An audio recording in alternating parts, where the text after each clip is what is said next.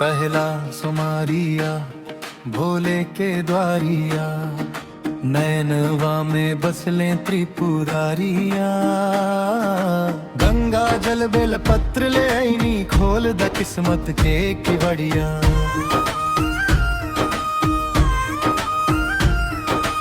और भैल मंदिर के घंटी, मनवा में उठल उमंग। माथे चंदन हाथ में पूजा, होठवा पर मुस्कान।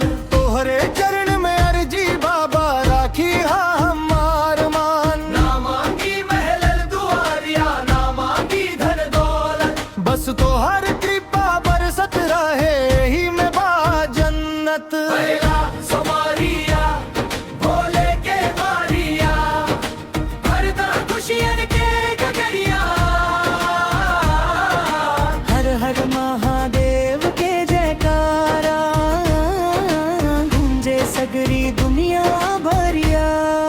हर हर महादेव बोल बम।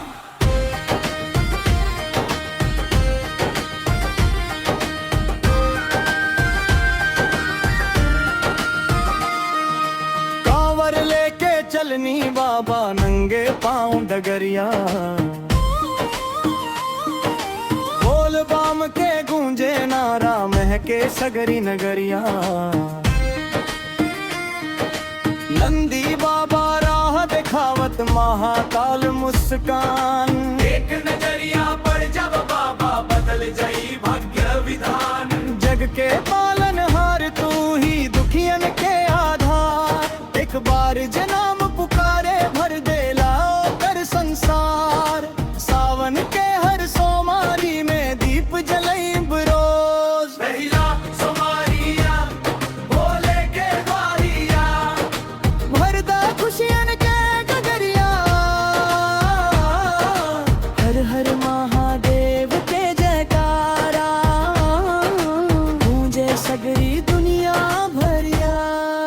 हर हर महादेव बोल बम।